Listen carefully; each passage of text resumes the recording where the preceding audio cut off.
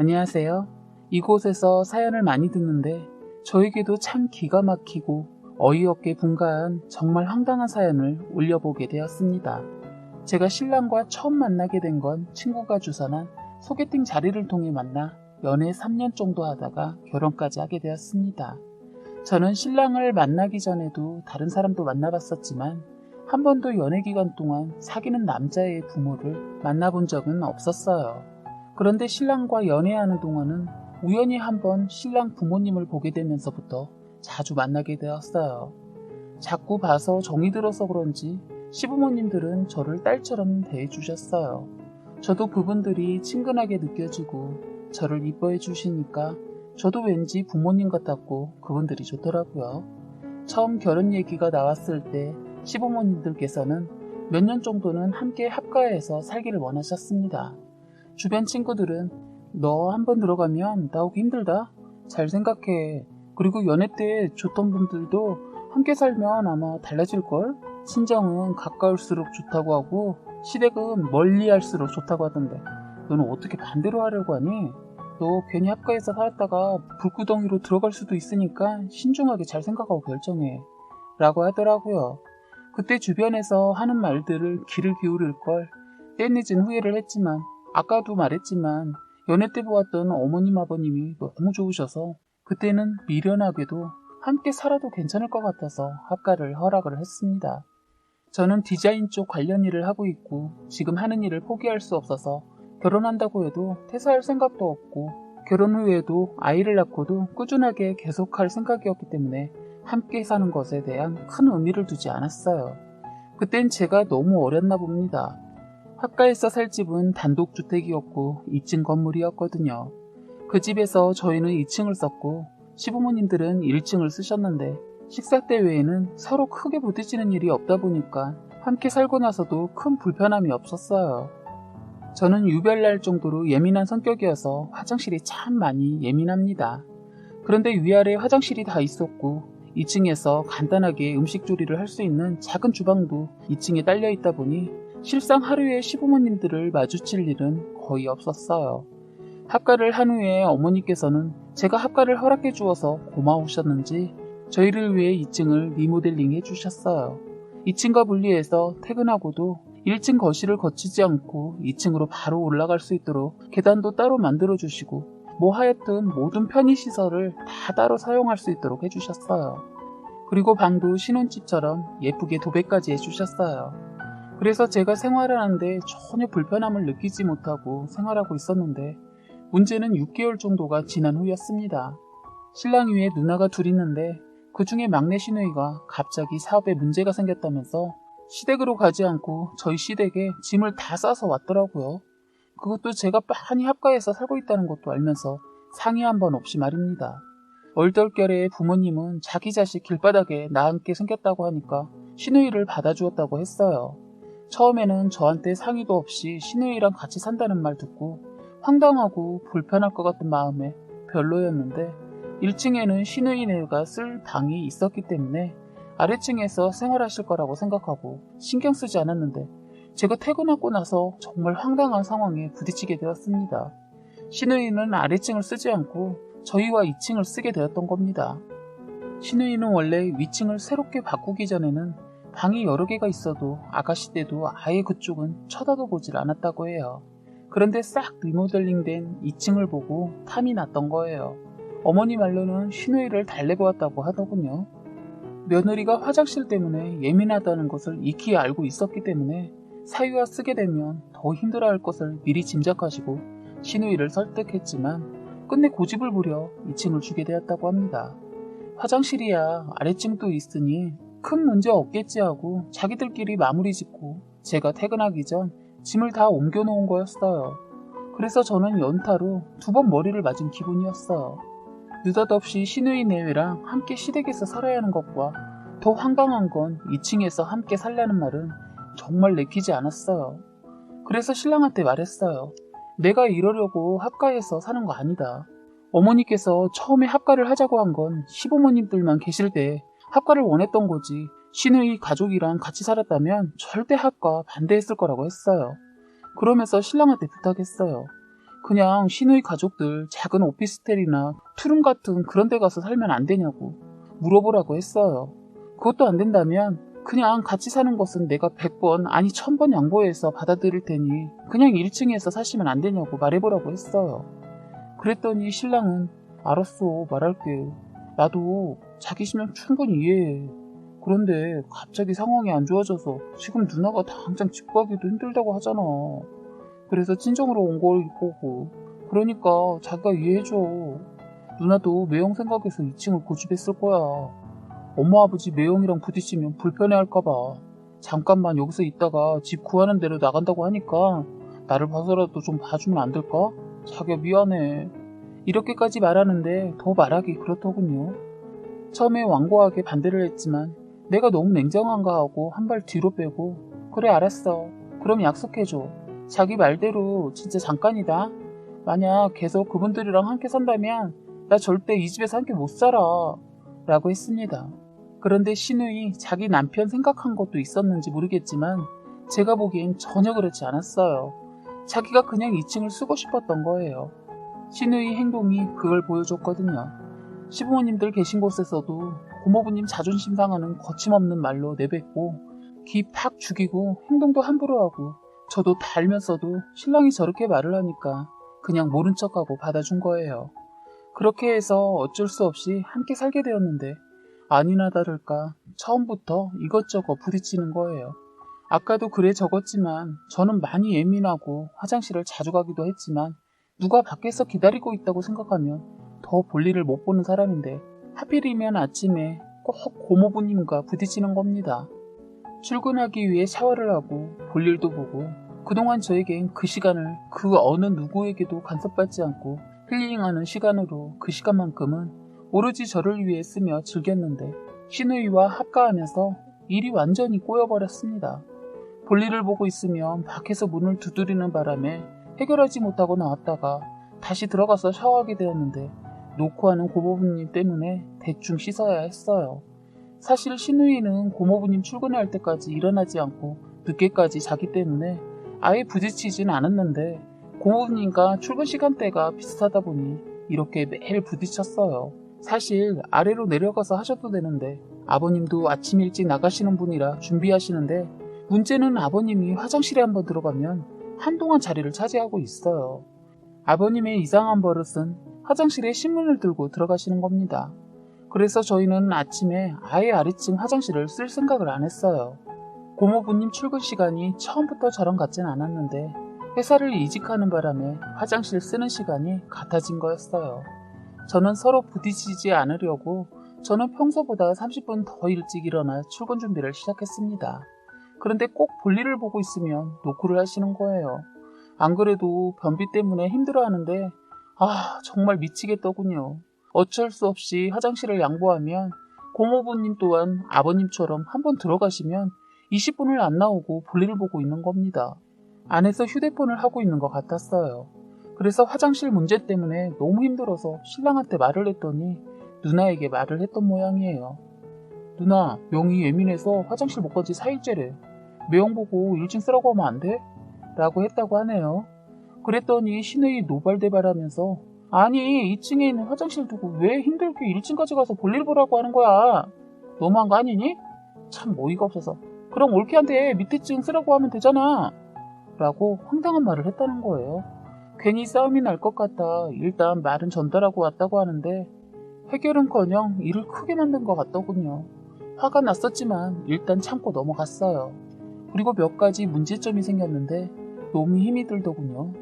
위층에는 간단하게 취사도 가능하게 해줘서 음식을 해먹어도 되었는데 문제는 신우이가 저녁 늦게 야식을 해먹고는 설거지를 다 쌓아두는 겁니다. 정말 하루 이틀도 아니고 냄새가 장난이 아닌 거예요. 한두 번 제 성격에 못 이겨 제가 해놨더니 당연하듯이 그 다음엔 아예 담가둬 버리더군요. 이건 아니다 싶어서 신우이한테 설거지에 대해서 말했어요. 형님, 다음엔 음식 드셨으면 바로 설거지 부탁드려요. 2층에 음식 냄새로 가득해요. 위생상 좋지도 않고 냄새가 방으로까지 들어와요. 그리고 밤늦게 라면 끓여 드시는 거 다 좋은데 제발 부탁드릴게요. 했더니 기분 나쁜 표정을 짓더니 내가 왜? 내 엄마 집에 살면서 눈치를 봐야 하는지 모르겠네. 올케가 시키면 바로 해야 하는 거야? 그리고 그거 조금 할 수 있지. 뭘 그런 걸 가지고 생색이야? 하더군요. 그때 알았네요. 저 시누이 말로 해서는 안 되는 사람이구나. 저걸 어떻게 손을 봐줄까 그날부터 고민을 했어요. 그렇게 서로 안 좋은 말이 오가고 저녁 식사를 하는데 시누이가 시댁 식구들에게 어떻게 전달을 했는지 표정이 평소와 다르게 별로였던 것 같았어요. 그리고 평소와 같으면 다 같이 후식도 같이 먹고 했는데 시누이 온 날 이후로는 다 따로따로 식사 후 시간을 보내고 있었어요. 2층 거실에서도 다른 때 같으면 신랑이랑 영화를 보거나 TV를 보면서 시간을 보내곤 했는데 시누이가 오고부터는 일절 거실을 쓰지 않고 쉬어도 방 안에서 쉬게 되는 겁니다. 그날도 저희는 방에서 쉬고 있는데 시누이가 저를 부르더군요. 내가 부른 것은 아까 올케가 한 말이 자꾸 생각나서 화가 나서 기분이 좀 상해서 라고 하는 겁니다. 느낌으로 알 수 있었죠. 아, 기분 많이 나쁘셨구나.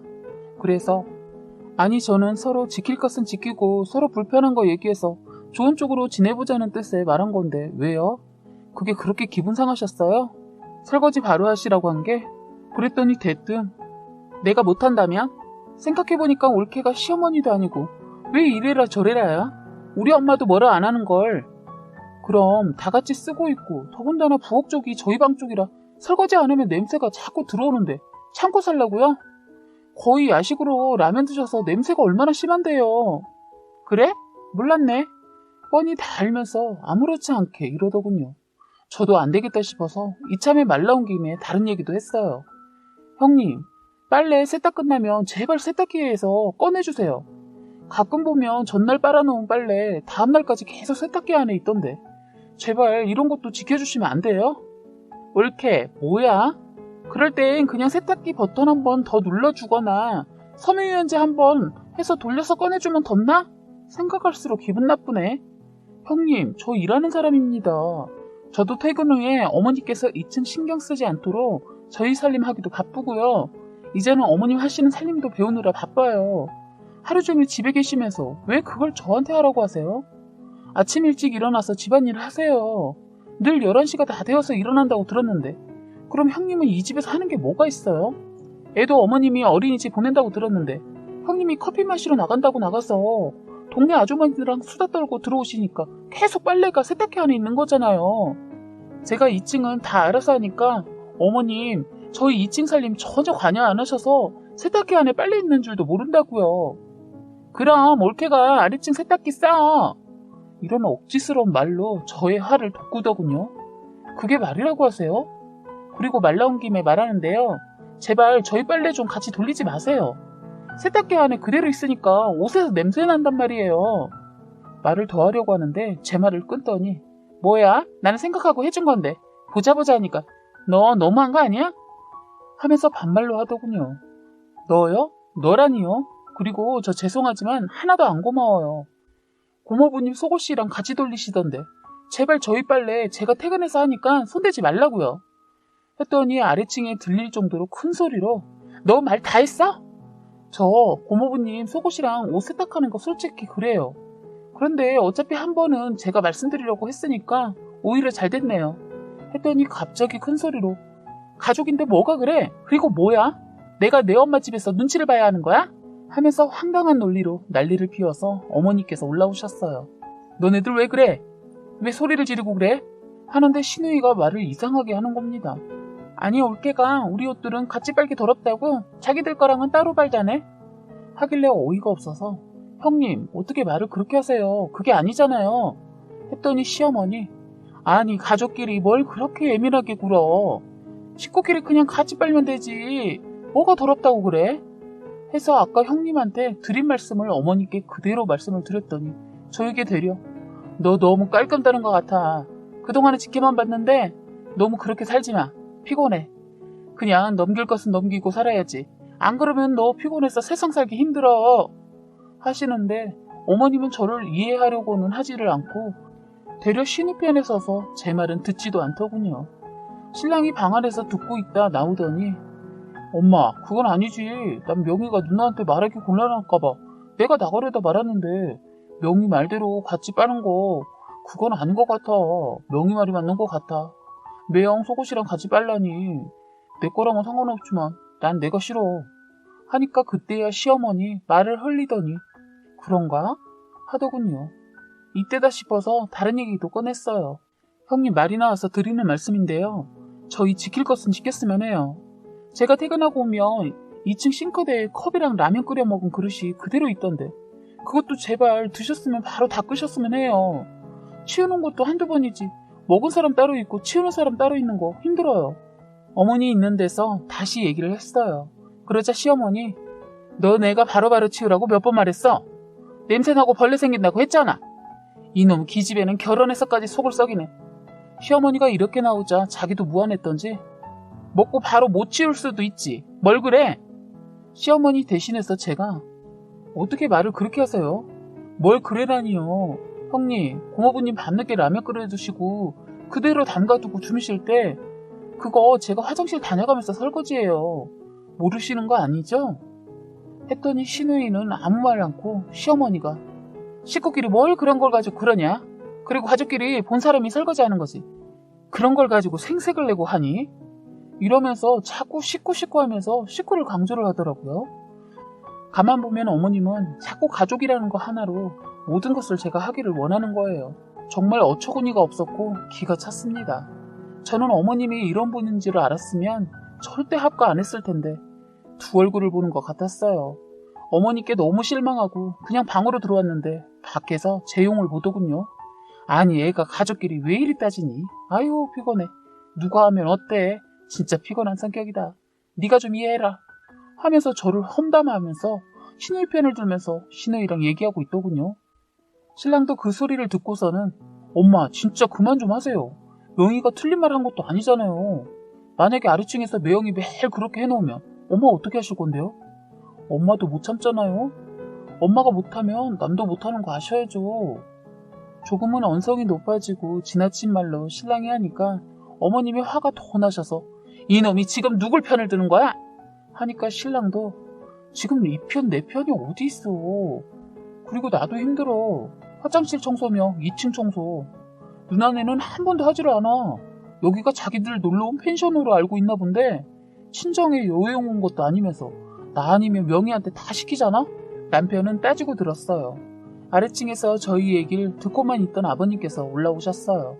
그리고서는 아버님은 왜 이렇게 큰 소리냐? 지금 이 집에 어른이 없냐? 엄마한테 소리 지르고 뭐하는 짓이야? 그리고 별이 엄마 너 앞으로 여기서 지내고 싶으면 너네가 한 건 표현나게 하고 살아. 난 너네 받아들였을 때 알아서 할 거라고 생각해서 허락했는데 네가 이 집에서 하는 거 보니 이건 아닌 것 같다. 아무리 여기가 친정집이라고 놀고 먹고 있으면서 이래저래 핑계대고 아무것도 안 하는 건 너무 염치 없는 행동이야. 앞으로 모든 건 따로따로 해라. 하시는데 옆에서 잠잠히 듣고 있던 시누이는 갑자기 울면서 아빠 너무 하시는 거 아니에요? 저는 아빠 딸이라고요. 제가 친정에서는 그렇게 하지 시댁에선 그렇게 하겠어요? 나 요즘 힘든 거 알면서 어떻게 그렇게 말씀하실 수 있어요? 라고 하는데 참 말문이 막혀서 할 말이 없더군요. 하던 일 망해서 왔으면 더 잘 살려는 모습 보이고 욕먹을 짓 하지 말아야 하는데 어린 제가 봐도 시누이 행동이 너무 철없어 보이는 거예요. 그날 시누이는 울고 있었는데 때마침 뒤늦게 들어온 고모부님은 이 광경을 보고는 어쩔 줄 몰라하고 정말 엉망진창이었어요. 그렇게 크게 소란이 벌어지고 그 이후로 시어머니와 시누이는 뭘 잘했다고 똘똘 뭉쳐서 저를 무시하고 무슨 말을 해도 대꾸도 안 하더군요. 더 이상은 안 되겠다 싶어서 일주일 동안 참다가 뚜껑 열려서 퇴근하고 밥도 안 먹고 신랑한테 낮은 목소리로 침착하게 차분하게 말했어요. 신우 금방이라도 방구에서 나갈 것 같더니 지금 어머니 집에 들어온 지 한참 지났는데 나 진짜 더 이상 숨이 막히고 힘들어서 이 집에서 못 살 것 같아. 내가 이 집에 있다가는 죽을 것 같으니까 자기가 나 죽는 꼴 보고 싶지 않으면 지금 당장 분가를 하던가 아니면 이 집에서 그만하자 했어요.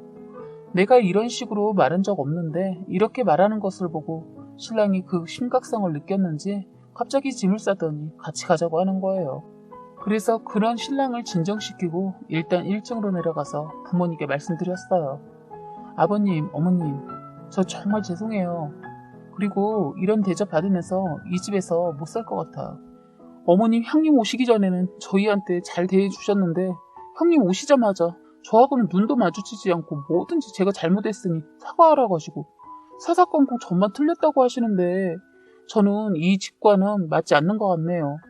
저는 부모님이랑만 함께 산다고 했는데 이건 뭔가요? 제가 형님네 뒤치다꺼리 하려고 이 집에 사는 것도 아니고 또 형님 가정부도 아닌데 정말 이건 아닌 것 같아요. 허구한 날 퇴근하고 형님이 어질러 놓은 거 거실부터 시작해서 화장실, 부엌, 빨래, 청소 치우기 바빠요. 저 너무 힘들어요. 저 이러려고 함께 산다고 한 거 아니고요. 저희 그만 분가하겠습니다. 말씀드렸더니 시어머니 자기 딸을 안 좋게 말했다고 얼굴을 구기며 인상을 쓰시더라고요. 어머니는 기분 안 좋은 말투로 얘 봐라 같이 산지 얼마나 됐다고 그런 말을 하냐? 잠깐 형님 집안이 안 좋아져서 함께 산 건데 그것도 이해 못하니? 그리고 얼마나 치웠다고 죽는 소리를 하는 거야? 전 그러면 앞으로 내가 2층 올라가서 치울 테니까 좀 참고 살아라 라고 하더라고요. 그때 저는 뚜껑이 열렸습니다. 저 정말 이런 말씀 안 드리려고 했는데요. 자꾸 이러시면 저 이 사람이랑 사는 거 다시 생각해 보려고 해요. 저 이러려고 이 사람한테 시집 온 거 아니에요. 그리고 아까도 말씀드렸는데 형님네 가족 뒤치다꺼리 하려고 시집 온 거 아니라고요. 이렇게 말했어요. 그랬더니 2층에 있던 시누이가 내려오더니 한 소리 하는 거예요. 옳게 듣자니까 너무하네. 알았어. 내가 더러워서 내가 치우고 산다고. 그럼 됐지? 라고 하면서 화를 내길래 아니요. 저는 이대로 못 살고 형님이 나가서 살든 아님 제가 나가서 살든 할 거예요. 아니 그냥 저희가 나가서 살게요. 그리고 어머니 아버지 앞에서 이런 말 하면 안 되지만 형님 대접 받으려면 똑바로 하세요. 라고 했더니 저에게 막 쏘아붙이더라고요. 신랑은 그렇게 쏘아붙이던 시누이에게 그래 누나가 잘한 거 없어. 그리고 아까 명희한테 너라고까지 했잖아. 라고 하고 옆에 계시던 고모부님도 우리가 잘못했으니 그만하라고 하더라고요. 시누이는 저한테 이런 말을 듣고 분통이 터졌는지 울고불고 그런데 시어머니 이런 상황이 더 악화돼서 우리 이혼할까봐 더 이상 아무 말 안 하시더라고요. 자기 딸 등짝을 때리면서 이년아 그러니까 입을 함부로 놀리지 말았어야지 하자 아버님 다들 그만하라고 큰소리 치셨어요. 그렇게 사태가 진정이 되고 아버님도 이제는 두 모녀한테 두 손 두 발 드셨는지 분가를 하라고 하시더군요. 그리고 옆에 계시던 어머니도 집안에 더 분란을 만들고 싶지 않아서 그런지 나가 살라고 하더라고요. 저는 시어머니 변덕이 심해서 또 언제 변하실 줄 몰라 바로 이때다 싶어서 다음날 신랑을 데리고 나가서 시댁과 멀리 떨어진 곳에 집을 알아봤고 때마침 원하는 구조의 집이 있어서 바로 계약하고 왔습니다. 초수비로 집 계약하고 말이 나온 지 일주일 만에 후다닥 이사까지 마쳤습니다. 그 일이 있고 나서 한 번은 시댁에 갈 일이 있어서 잠깐 들렀는데 시누이는 어디 갔는지 없고 시어머니 어이없게도 제가 2층에서 하던 일을 시누이 대신에 하고 있더군요. 즐겁게 하시고 있는 것도 아니고 제가 온 줄도 모르고 오만상을 찌푸리고 있는 짜증 없는 짜증 다 내시면서 내가 말년에 딸년 때문에 뭔 고생인지 모르겠네. 내가 전연을 받아들이지 말았어야 하는데 저 화상을 내쫓아버려야지. 어휴 내가 못 살아 내 팔자야. 하시면서 저한테 말했던 가족이라는 것 때문에 그러고 계신지는 모르겠지만 어머님도 이제는 저의 고통을 느끼셨는지 저를 보자마자 저를 앉혀놓고 피태를 세우고 신의 흉을 보시더군요. 저는 그때 속으로 어머니를 욕 좀 했네요. 이제 딸년 팥줄부 노릇까지 하네. 아이고 저런 미련하시기는. 그러길래 왜 고생을 사서 하냐. 그냥 내보내고 살지. 속으로는 욕을 하고 말로는 어머니 그때 제 심정 이해하시겠죠? 저 그때 많이 힘들었어요. 어머니 힘든 거 뭐 참아야지 어떡하겠어요. 형님도 잘 되실 거예요. 그때까지만 어머니께서 힘드시겠지만 고생하셔야죠. 어떻게 하겠어요. 가족인데. 라고 비꼬는 식으로 말했더니 한숨을 푹 쉬고는 당신이 저한테 한 말이 있어서 그런지 아무 말도 안 하시더니 안방으로 가서 쉰다고 들어가 버리시더라고요. 속으로 고수했습니다. 저는 이렇게 시댁에 들어가 이런 일을 겪고 나서 들었던 생각은 처음부터 주변 사람들 말을 들었어야 했다는 거였어요. 시부모님들이 너무 좋은 분들이라 같이 살아도 좋지 않을까 하는 미련한 생각을 하고 있었는데 제가 정말 미련했구나 라고 뒤늦은 후회를 하게 되었네요. 주변에서도 그 봐라 내가 했던 말 하나도 안 들리지? 원래 시자 들어가는 사람들이 그래. 그래서 시자 들어가는 사람들은 근처에서도 같이 있으면 안 돼 라고 하더라고요. 그래. 내가 그 말을 안 들어서 모험으로 체험하고 알았네. 라고 하면서 저는 쿨하게 인정했네요. 그리고 한심하고 뻔뻔한 신우이 앞으로 형님 대접 안 할 거라고 신랑한테 말했어요. 저는 앞으로 어떤 일이 있어도 두 번 다시 합가는 생각도 하지 않을 겁니다. 그리고 앞으로 결혼하실 분들 아무리 시부모님들이 좋다고 해도 절대 합가는 꿈도 꾸지 마셨으면 하네요. 라고 사연을 올려주셨습니다. 오늘의 사연은 여기까지였고요. 구독과 좋아요, 알림 설정 부탁드리겠습니다.